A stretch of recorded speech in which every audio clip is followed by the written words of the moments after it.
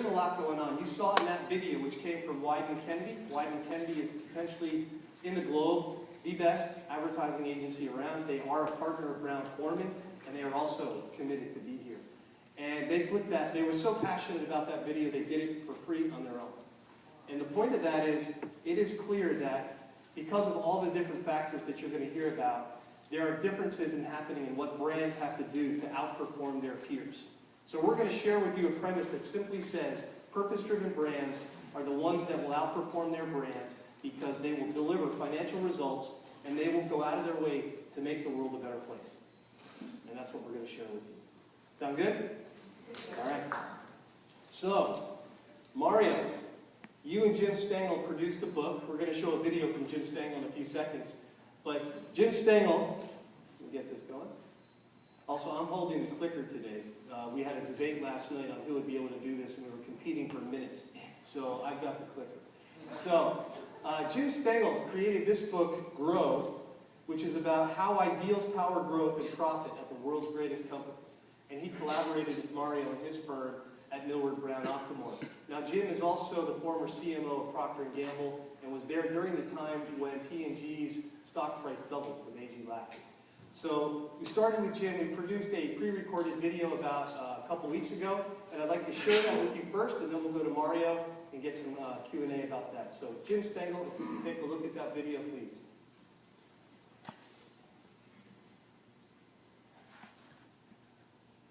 We are incredibly excited to have Jim Stengel with us here today to talk about purpose-driven brands. Well, thank you, Chris, and hello, everyone. I am absolutely delighted to be with you, and I'm looking forward to a really rich discussion with all of you and with Chris about ideals and purpose and what it means for us and our world.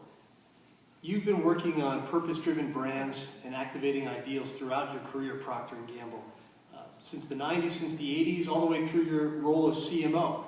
Tell us a little bit about how that started and where that passion came from. I'm on a mission to really catalyze positive change in companies, to help them grow by activating higher ideals in all they do. That's what I'm about. That's my mission. That's what left me to leave P&G to pursue this all the time. So I'm developing content. I wrote a book. I'm teaching at UCLA Anderson. I'm advising companies that want to reach higher ideals. I'm doing consulting, developing workshops, forming alliances, developing mentors and mentees. So I have a whole activity system around that mission. And we're now 5 years into it.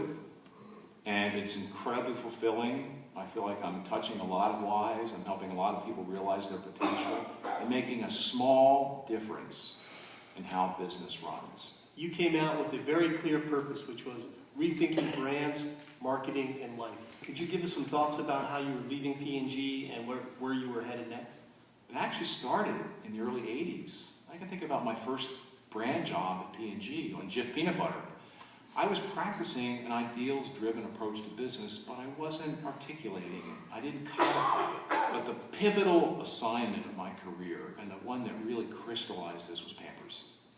And I was working on Pampers in Western Europe in the mid to late 90s. The brand was a disaster, and a renegade team in Western Europe, and I was the general manager, said to me, "We're tired of this." And we basically took that brand from one that stood for a functional benefit dryness to one that stood for the higher ideal of helping parents, develop healthy, happy babies.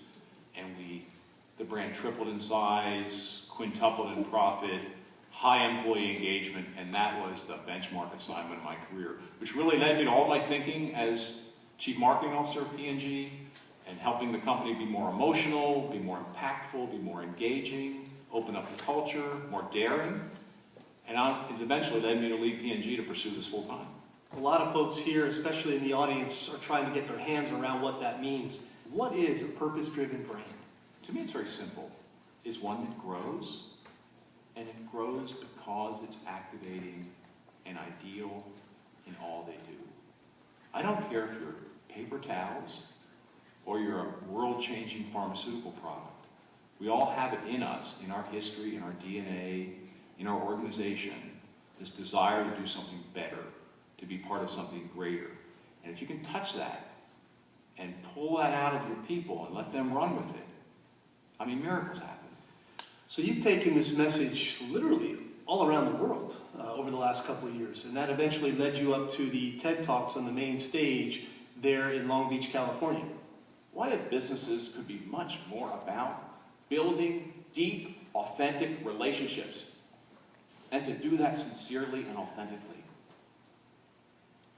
What if business's new metaphor was relationships? What if we thought about generosity and giving and service and passion and making a difference? Well, I would suggest we are entering a new era, and I call it the era of higher ideals. This is the new story. This is the new narrative, and in my mind, it is the only way forward.